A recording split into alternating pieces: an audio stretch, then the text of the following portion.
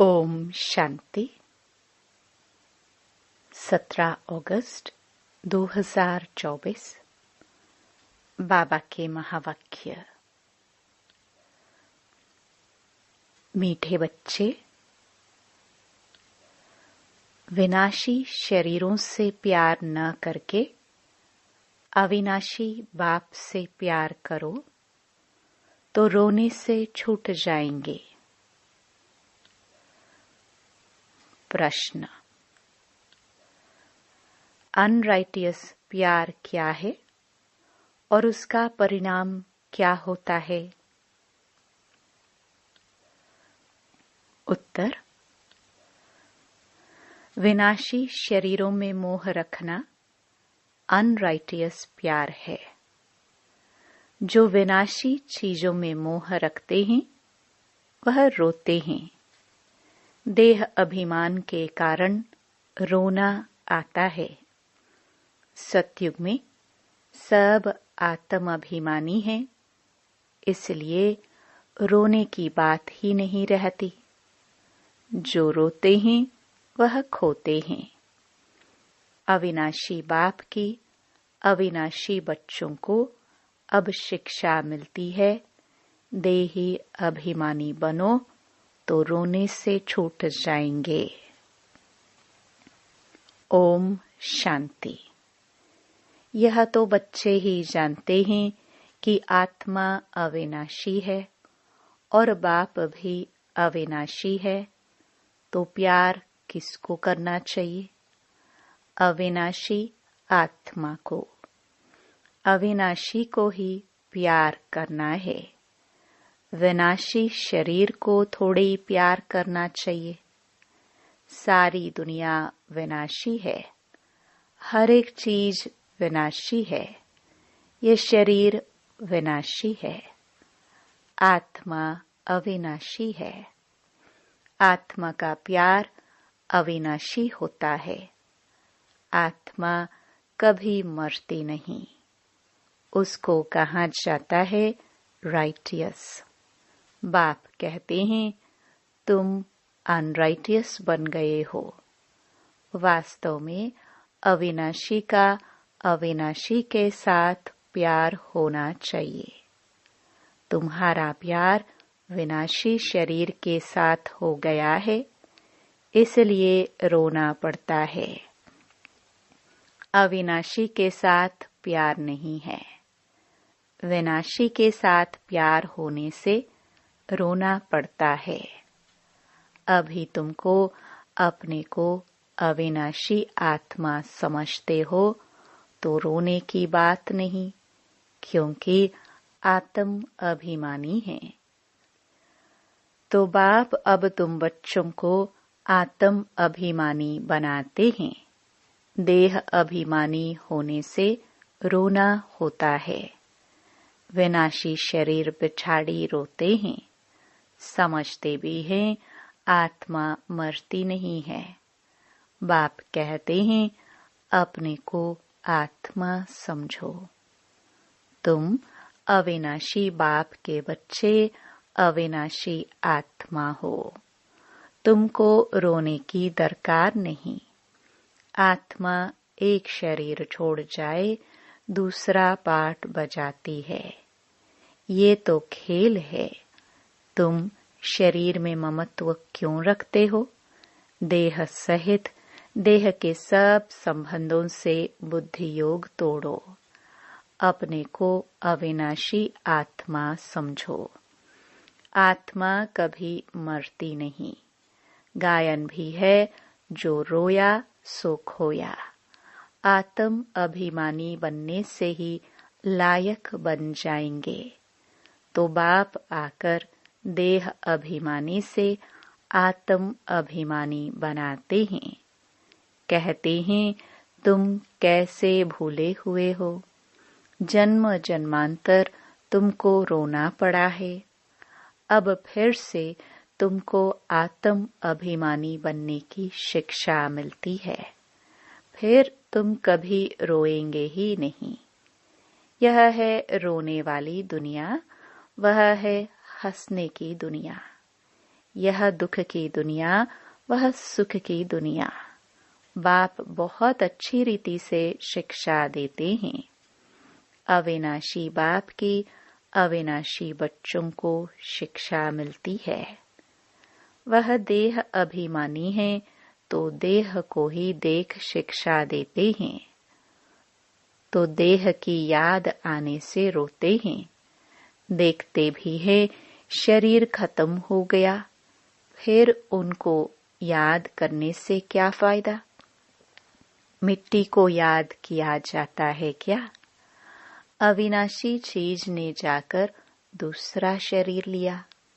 यह तो बच्चे जानते हैं। जो अच्छा कर्म करते हैं उनको फिर शरीर भी अच्छा मिलता है।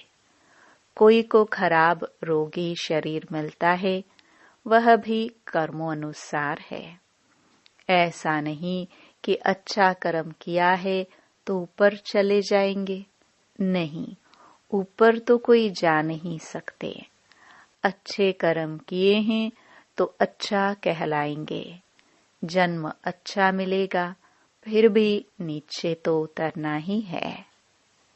तुम जानते हो कि हम चढ़ते कैसे हैं।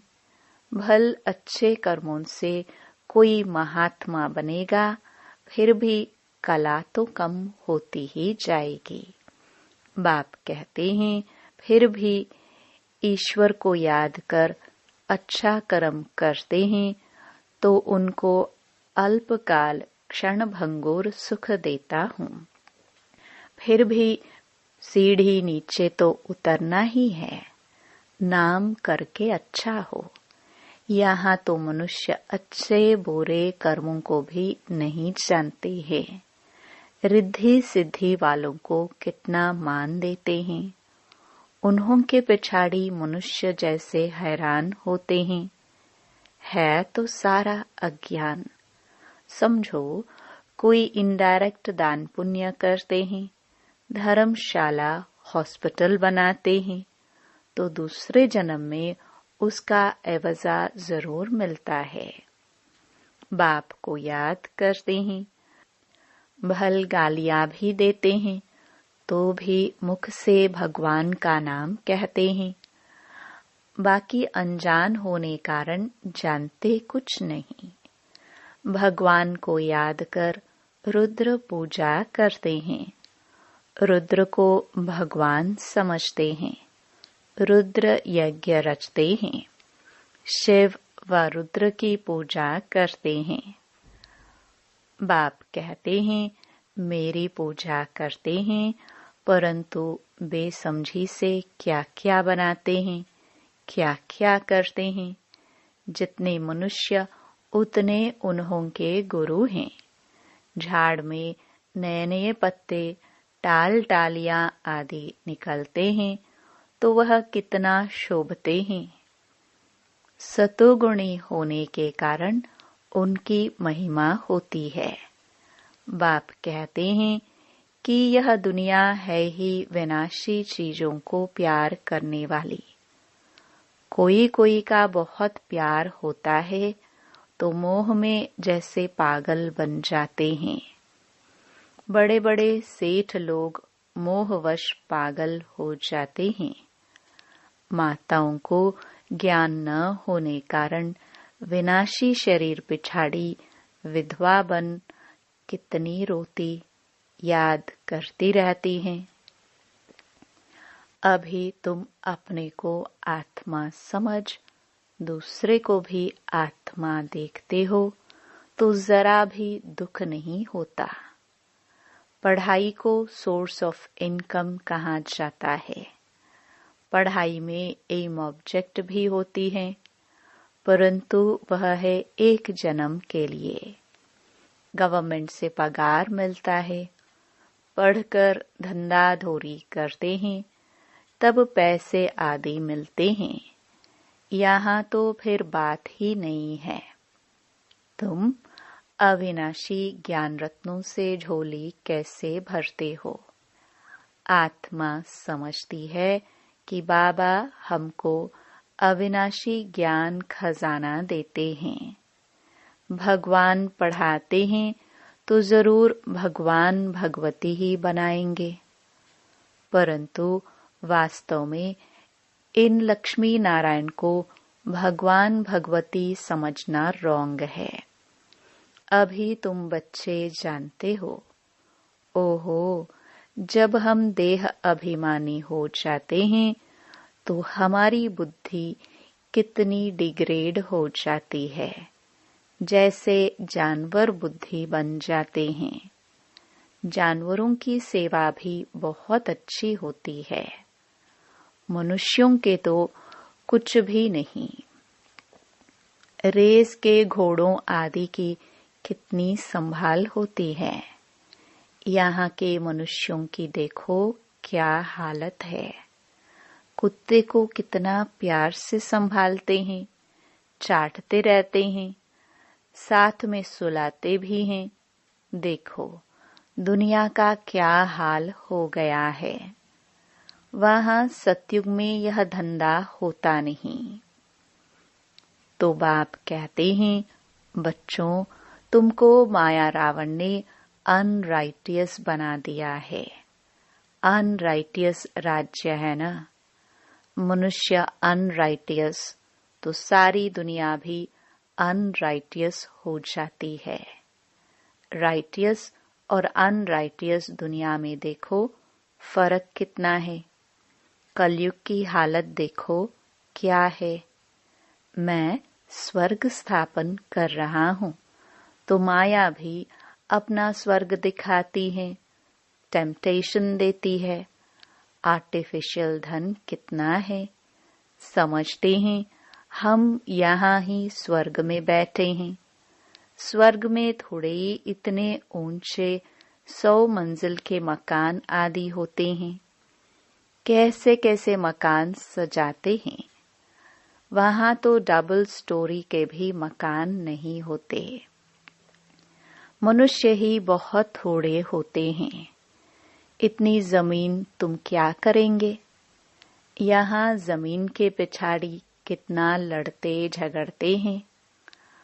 वहां सारी जमीन तुम्हारी रहती है। कितना रात दिन का फर्क है। वह लौकिक बाप, यह पारलौकिक बाप है। पारलौकिक बाप बच्चों को क्या नहीं देते हैं। आधा कल्प तुम भक्ति करते हो। बाप साफ कहते हैं, इनसे मुक्ति नहीं मिलती है, अर्थात मेरे से नहीं मिलते। तुम मुक्ति धाम में मेरे से मिलते हो। मैं भी मुक्ति धाम में रहता हूँ। तुम भी मुक्ति धाम में रहते हो। फिर वहां से तुम स्वर्ग में जाते हो। वहां स्वर्ग में मैं नहीं होता। यह भी ड्रामा है। फिर हूबहू ऐसे रिपीट होगा। फिर यह ज्ञान भूल जाएगा, प्रायलोप हो जाएगा। जब तक संगम युग नहीं आया है तब तक गीता का ज्ञान हो कैसे सकता। बाकी जो भी शास्त्र आदि हैं वह है भक्ति मार्ग के शास्त्र। अब तुम नॉलेज सुन रहे हो। मैं बीज रूप ज्ञान का सागर हूँ। तुमको कुछ भी करने नहीं देता, पांव भी पड़ने नहीं देता। पांव किसका पड़ेंगे। शिव बाबा के तो पांव है नहीं। यह तो ब्रह्मा के पांव पड़ना हो जाएगा।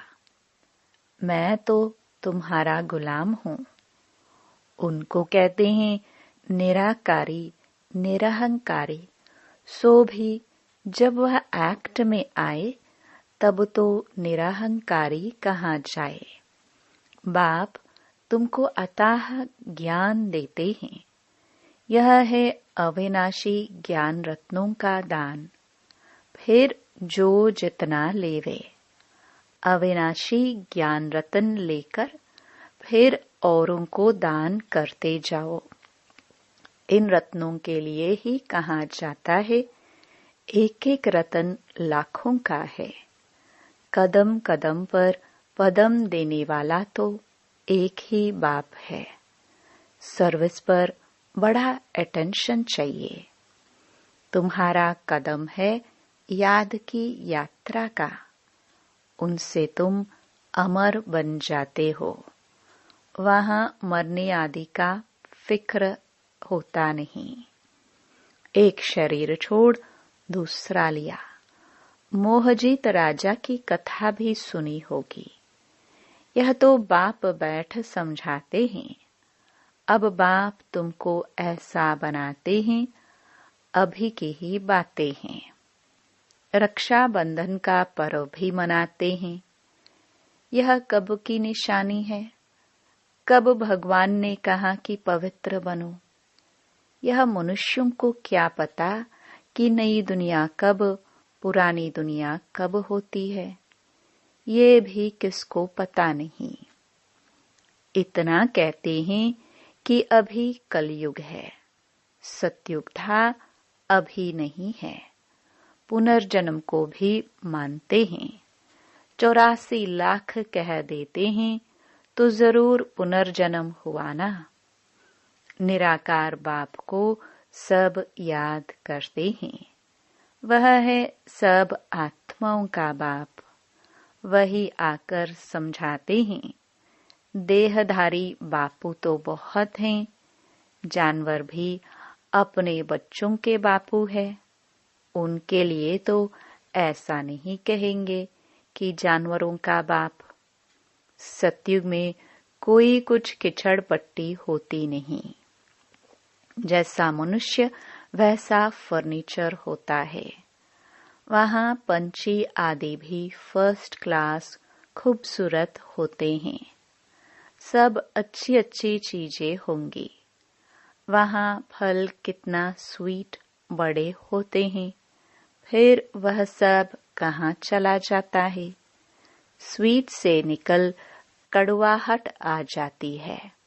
थर्ड क्लास बनते हैं तो चीजें भी थर्ड क्लास बन जाती हैं। सतयुग है फर्स्ट क्लास तो सब चीजें फर्स्ट क्लास मिलती है। कलयुग में है थर्ड क्लास। सब चीजें सतो रजो तमो से पास होती है। यहाँ तो कोई मजा नहीं है। आत्मा भी तमो प्रधान तो शरीर भी तमो प्रधान है। अभी तुम बच्चों को ज्ञान है। कहाँ वह, कहाँ यह, रात दिन का फर्क है। बाप तुमको कितना ऊंच बनाते हैं। जितना याद करेंगे हेल्थ वेल्थ दोनों मिल जाएंगे। बाकी क्या चाहिए? दोनों चीजों से एक नहीं होगी तो हैप्पीनेस नहीं होगी। समझो, हेल्थ है वेल्थ नहीं तो क्या काम के? गाते भी हैं, पैसा है तो लाड़काना घूमकर आओ। बच्चे समझते हैं भारत सोने की चिड़िया था। अभी सोना कहाँ? सोना चांदी तांबा गया। अभी तो कागज ही कागज है। कागज पानी में बह जाए तो पैसे कहाँ से मिले? सोना तो बहुत भारी होता है। वह वहां ही पड़ा रहता है। आग भी सोने को जला न सके। तो यहाँ सब दुख की बातें हैं। वहां यह सब बातें होती नहीं। यहाँ इस समय अपार दुख है। बाप आते ही तब हैं जब अपार दुख है। कल फिर अपार सुख होगा। बाबा तो कल्प कल्प आकर पढ़ाते हैं। यह कोई नई बात थोड़ी है। खुशी में रहना चाहिए। खुशी ही खुशी, यह अंत की बात है। अतीन्द्रिय सुख गोप गोपियों से पूछो। पिछाड़ी में तुम बहुत अच्छी रीति समझ जाते हो। रियल शांति किसे कहा जाता है? यह बाप ही बतलाते हैं। तुम बाप से शांति का वर्षा लेते हो। उनको सब याद करते हैं। बाप शांति का सागर है। बाप समझाते हैं, मेरे पास आ कौन सकते हैं। फलाना फलाना धर्म फलाने फलाने समय पर आते हैं, स्वर्ग में तो आ ना सके। अभी साधु संत ढेर निकल पड़े हैं, तो उन्हों की महिमा होती है। पवित्र हैं तो उनकी महिमा जरूर होनी चाहिए। अभी नए उतरे हैं, पुराने की तो इतनी महिमा हो ना सके। वह तो सुख भोग तमो प्रधान में चले गए हैं। कितने ढेर गुरु किस्म किस्म के निकलते जाते हैं। इस बेहद के झाड़ को कोई जानते नहीं है। बाप समझाते हैं कि भक्ति की सामग्री इतनी है जितना झाड़ फैला होता है। ज्ञान बीज कितना थोड़ा है। भक्ति को आधा कल्प लगता है। यह ज्ञान तो सिर्फ इस एक जन्म के लिए है। ज्ञान को प्राप्त कर तुम आधा कल्प के लिए मालिक बन जाते हो। भक्ति बंद हो जाती है, दिन हो जाता है। अभी तुम सदा काल के लिए हर्षित बनते हो। इसको कहा जाता है ईश्वर की अविनाशी लॉटरी। उसके लिए पुरुषार्थ करना पड़ता है।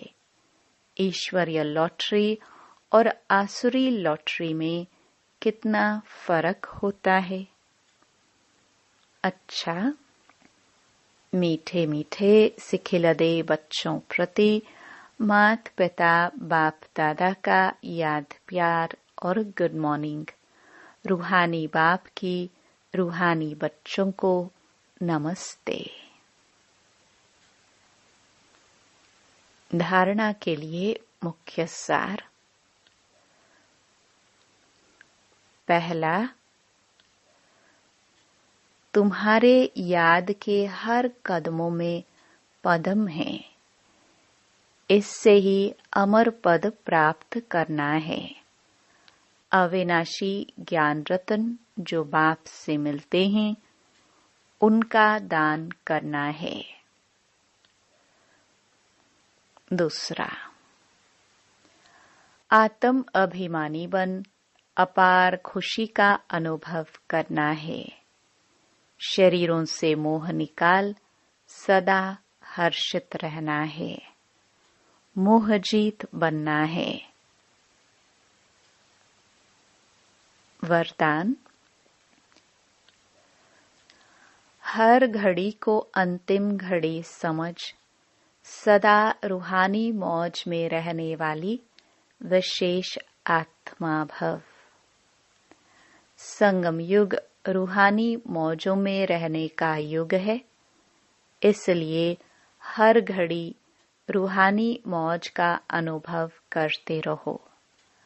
कभी किसी भी परिस्थिति या परीक्षा में मूंझना नहीं, क्योंकि यह समय अकाले मृत्यु का है। थोड़ा समय भी अगर मौज के बजाय मूंझ गए और उसी समय अंतिम घड़ी आ जाए तो अंतमति सोगति क्या होगी।